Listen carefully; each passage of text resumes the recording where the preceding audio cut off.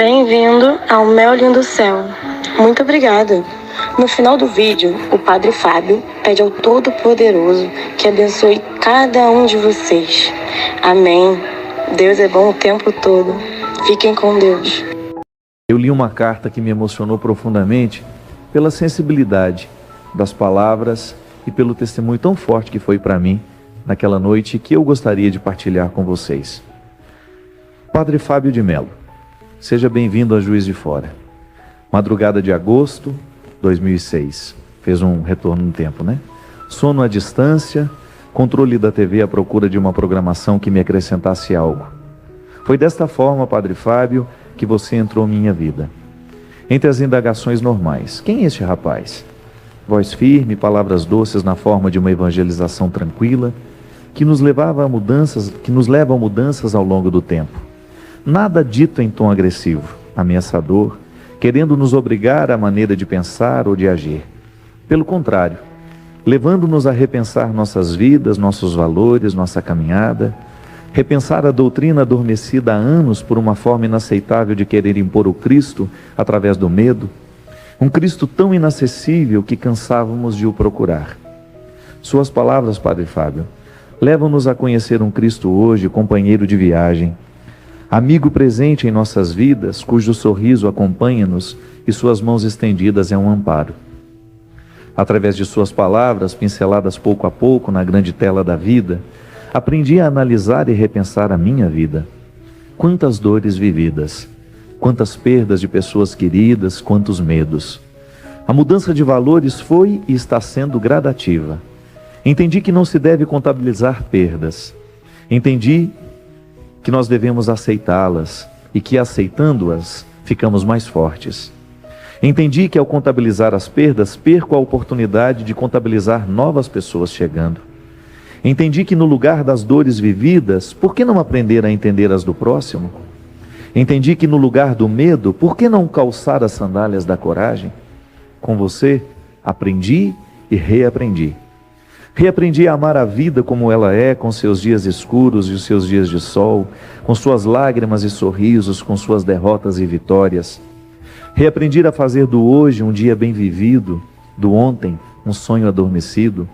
Alguns realizados, outros não, mas passados. Novos sonhos chegarão. Os sonhos apenas adormecem.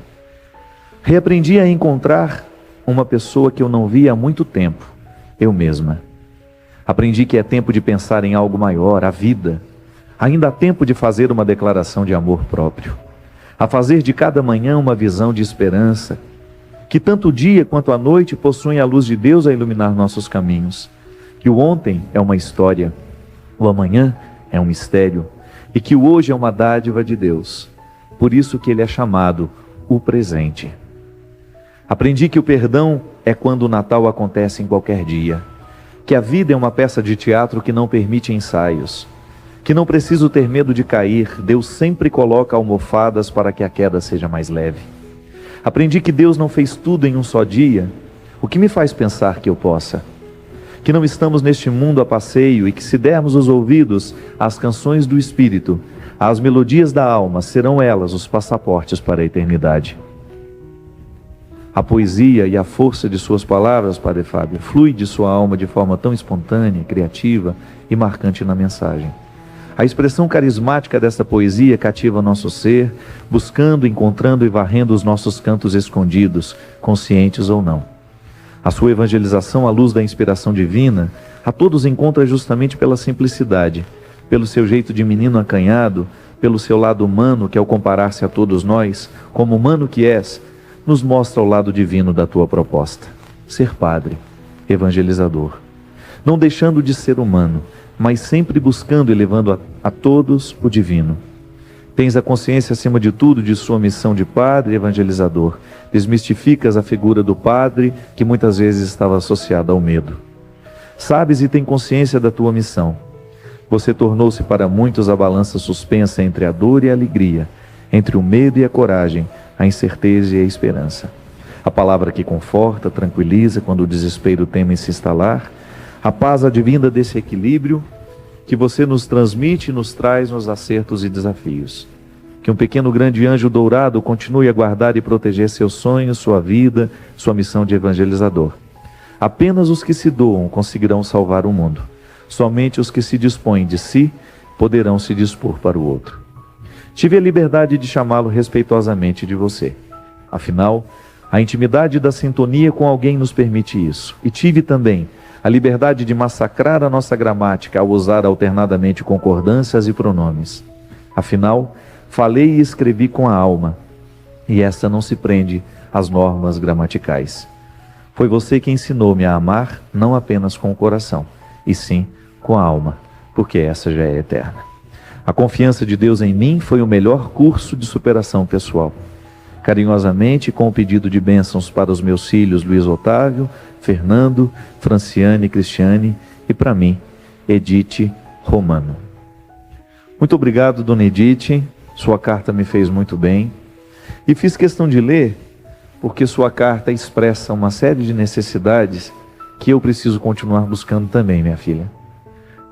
A sua perspicácia em usar expressões que são próprias aqui do nosso programa, expressões que foram muito cunhadas aqui por nós, ao longo de tantos programas, ao longo de 2 anos e meio de programação, eu quero lhe agradecer, porque essas palavras estão registradas na sua alma e no momento que você nos recorda, elas também voltam mais uma vez a fazer efeito dentro de nós.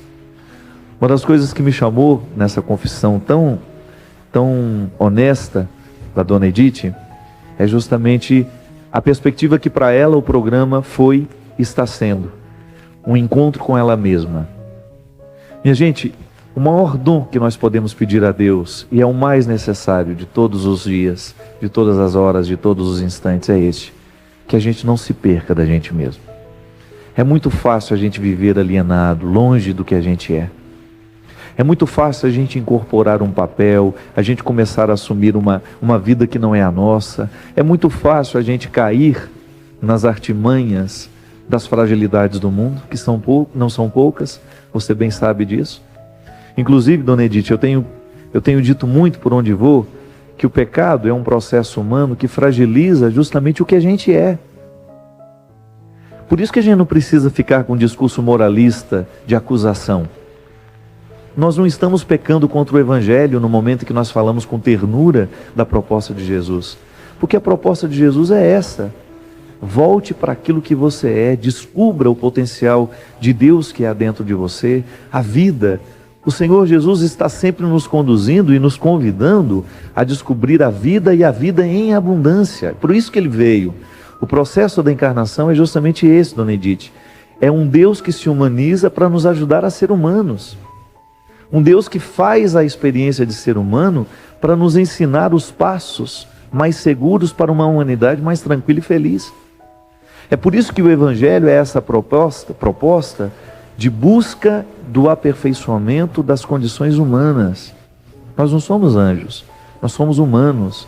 E a santidade é uma proposta para homens e mulheres. E o que é a santidade?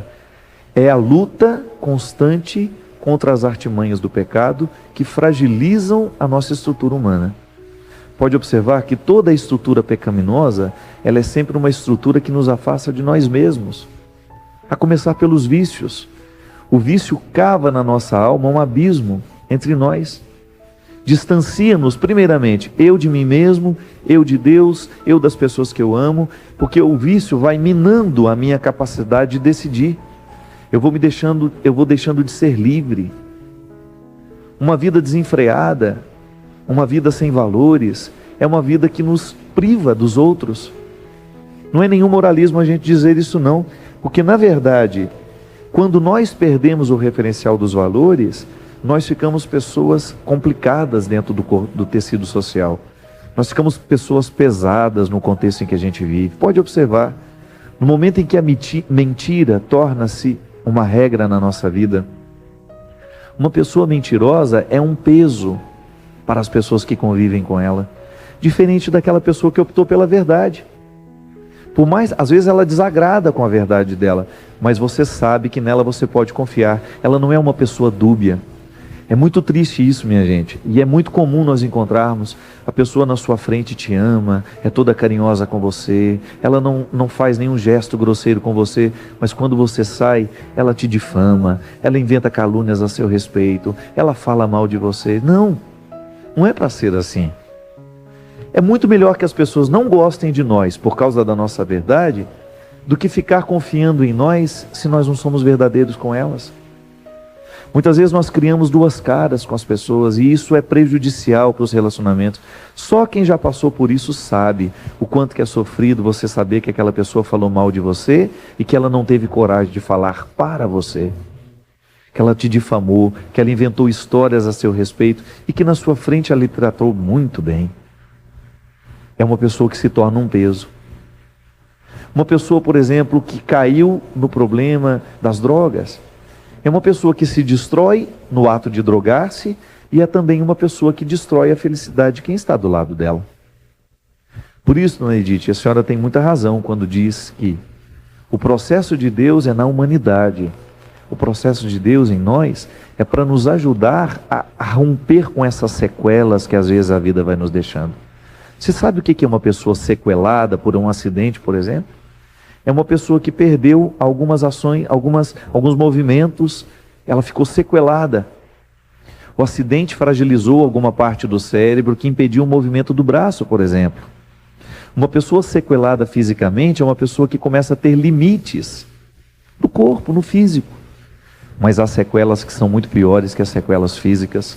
São aquelas sequelas psicológicas, de momentos difíceis da nossa vida em que alguém nos traiu, em que alguém mentiu para nós, em que alguém nos abandonou e a gente não teve forças de vencer aquele momento, a gente não teve condições de compreender aquele momento e por causa de um trauma que se estabelece dentro de nós, a gente fica sequelado psicologicamente.